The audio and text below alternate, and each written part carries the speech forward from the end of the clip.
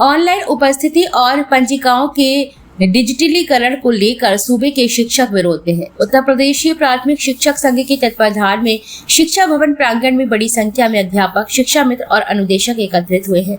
प्रांतीय उपाध्यक्ष जिलाध्यक्ष जितेंद्र दीक्षित ने सभा को संबोधित करते हुए विभागीय अधिकारियों की तुगलकी योजना को संवेदनहीन बताया है। उन्होंने कहा है कि कमीशनबाजी की लत उच्च अधिकारियों को लगी हुई है। इसके चलते शिक्षा को चौपट करने पर वह आमादा है।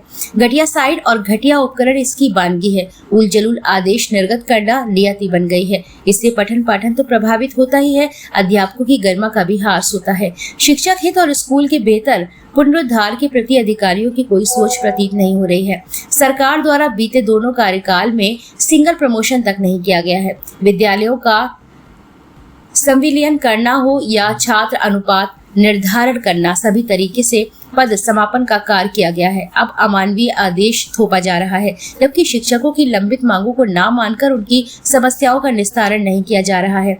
पुरानी पेंशन बहाली को लेकर भी सरकार का सकारात्मक रुख नहीं आया है। इन सबसे शिक्षकों में गहरा आक्रोश है। शिक्षकों की न्याय संगत मांगों को जब तक पूरा नहीं किया जाता है, तब तक तुगलकी फरमानों पर किसी तरह का अमल नहीं किया जाएगा। उन्होंने बताया कि शिक्षक संघ की मांगों में 15 CL की सुविधा, हाफ CL, 30 EL, बिना प्रीमियम कैशलेस चिकित्सा सुविधा, समय से स्थानांतरण और पदोन्नति किए जाने, वेतन विसंगति दूर किए जाने, विद्यालय में लिपिक और चतुर्थ श्रेणी कर्मचारी की नियुक्ति, गैर शैक्षणिक कार्यों से अध्यापकों को मुक्त रखने, जिला स्तरीय समस्याओं का निराकरण प्रमुख है। जिला प्रवक्ता अब्दुल नौमान का कहना है कि स्कूल बिल्डिंग पुनरुद्धार और स्कूल मार्गों को दुरुस्त करना जरूरी काम है। इसे न करके बजट को अव्यावहारिक कार्यों में खर्च किया जाना अनुचित है।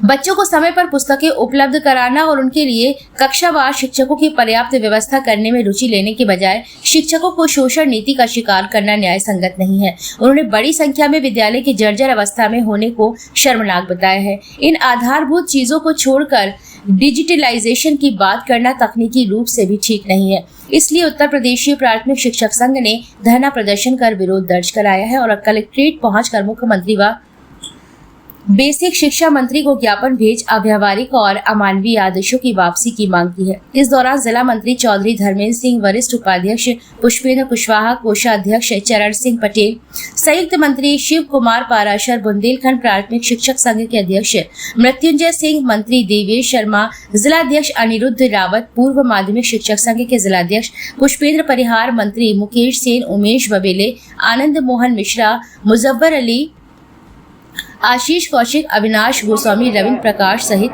आज हम उत्तर प्रदेशी प्राथमिक शिक्षक संघ के तत्वाधान में पूरे प्रदेश में सभी जनपदों में शिक्षकों की समस्याएं जो कई वर्षों से लंबित हैं, शासन प्रशासन द्वारा उन पर कोई विचार नहीं किया जा रहा है। इसके विरोध में हम सभी लोग यहाँ पर एकत्रित होकर के ज्ञापन देने के लिए आए हैं। और इसी समय सरकार ने जब हम लोगों की मांगें मानी नहीं गई हैं और सरकार एक तरफ जहां हम लोगों ने बिना डाटा के, बिना कोई संसाधन दिए, जब बड़े बड़े मंच पे माननीय प्रधानमंत्री जी, माननीय मुख्यमंत्री जी DBT का प्रचार कहते हैं कि हमने डायरेक्ट बेनिफिशियल उससे जब पैसा पहुंचा रहे हैं, वो DBT शिक्षकों ने अपने डाटा और अपने मोबाइल से की है।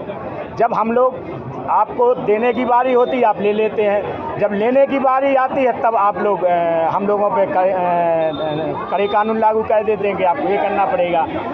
ये बताइए, राज्य कर्मचारियों को जायज़ा देने में हम लोग वर्षों से मांग कर रहे हैं, क्या समस्या है? हम लोगों को 30 CL और 15 हाफ CL और 14 CL जो राज्य कर्मचारियों को मिलती है, हम लोगों को देने में क्या समस्या है सरकार को? हम लोग मांग कर रहे हैं चिकित्सा सुविधा की, आप नहीं दे रहे हैं। आपने अगर चिकित्सा सुविधा लागू भी की तो आप हम लोगों से पॉलिसी ले रहे हैं, पॉलिसी का पैसा ले रहे हैं, जबकि राज्य कर्मचारियों को ये दर्जा मिलता है। राज्य कर्मचारियों के सारे काम आप हमसे करा रहे हैं, लेकिन उनका लाभ हमें नहीं दे रहे हैं। और उसके अलावा हम लोगों को डिजिटलाइजेशन और ऑनलाइन उपस्थिति के लिए आपने कड़े कानून लागू कर दिए हैं। एक तो सिम भी दी है, जो सिम में केवल डाटा है, नंबर नहीं है। हम लोग अपने नंबर से उसको चालू करेंगे तब जा कर के ऑनलाइन उपस्थिति दे पाएंगे। घटिया टैबलेट है। अगर हम आज मान लो बड़ा गांव में बैठे हैं तो लोकेशन 20 किलोमीटर दूर की बता रही है वो, ऐसे हम लोगों का कैसे सत्यापन होगा? और जब हम लोगों के लिए मान लो 5 मिनट कोई लेट हो गया तो आप हमारी वेतन डाइट काट देंगे, फिर ना हम लोगों के प्रमोशन होंगे, ना हम लोगों के ट्रांसफ़र होंगे, क्योंकि हम लोग दंड की श्रेणी में आ जाएंगे। तो आप जहां अपनी नीति लागू कर रहे हैं, जब विभाग के जो संगठन है उनसे आप वार्ता नहीं करना चाहते हैं, उन पर दमनात्मक कार्रवाई आप लागू कर रहे हैं, तो ये दोहरी नीति कैसे चलेगी? ज्ञापन के बाद क्या रणनीति है? ज्ञापन के बाद जो भी प्रांतीय हमारा नेतृत्व है, अभी एक संयुक्त मोर्चा बना हुआ है प्रदेश स्तर पर। अगर उस संयुक्त मोर्चा का कोई कार्यक्रम आता है तो वो होगा, नहीं तो अगर हमारा प्रांतीय नेतृत्व निर्णय लेगा तो इसके बाद में लखनऊ में सारे शिक्षक एकजुट होकर के वहाँ प्रदर्शन करेंगे।